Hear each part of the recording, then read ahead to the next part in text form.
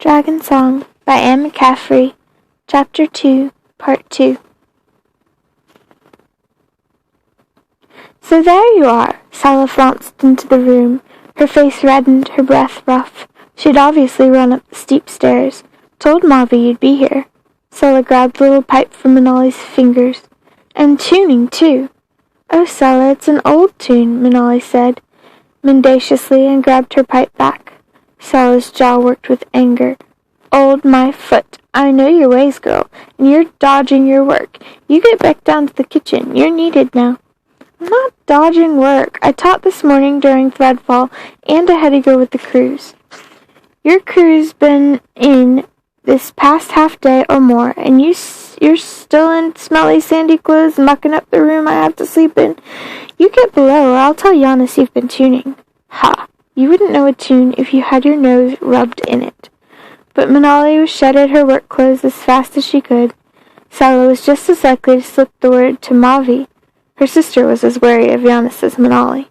About Manali piping in her room, a suspicious action on its own, though Manali hadn't sworn not to tune at all, only not to do it in front of people. However, everyone was in a good mood that night. Giannis, because he'd spoken to Flair, the rear leader, and because there'd be good fishing on the morrow if the weather held. Fish always rose to feed from drawn thread, and half the fall had been over Nerat Bay. The deep would be thick with schools. With Giannis in a good mood, the rest of the sea holders could also rejoice, because there'd been no thread on the ground at all. So it wasn't any wonder that they called on Manali to play for them. She sang 2 of the longer sagas about dragons, and then did the name song for the current wing leaders of Bend and Weir, so her sea-hold would know their dragon men.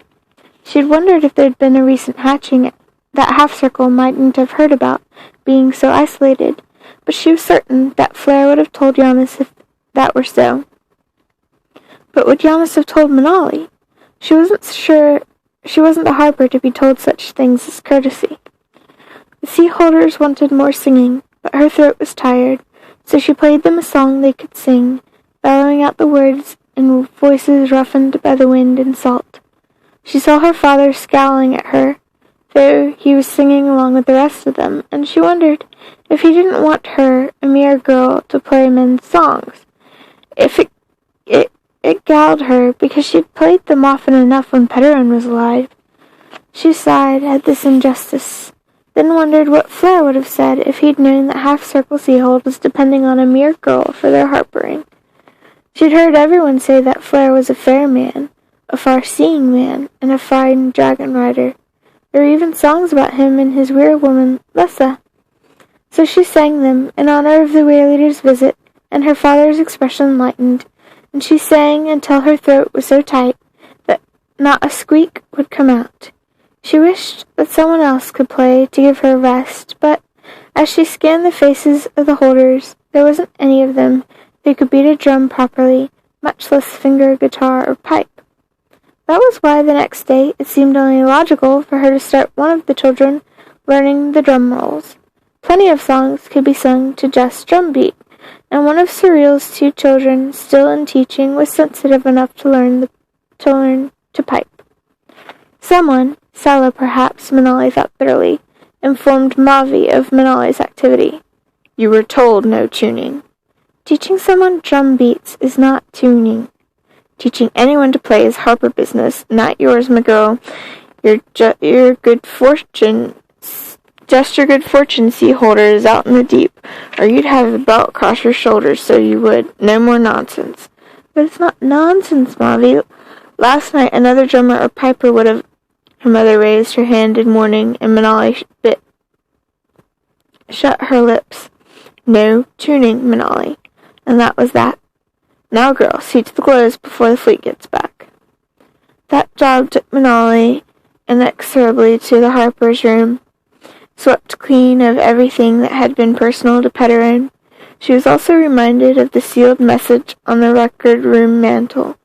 What if Master Harper were expecting a message from Pederin about the song maker? Manali was so very sure that part of that unopened message was about her. Not thinking about it Not that thinking about it did Manali any good. Even knowing it for a fact there'd be no help, Manali decided gloomily.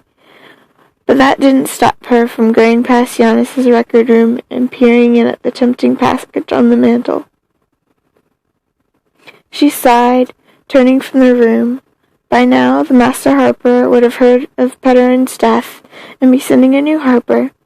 Maybe the new man would be able to open the message, and maybe, if it was about her, maybe if it said the songs she sent were good ones, Giannis and her mother wouldn't put so many restrictions on her about tuning and whistling and everything.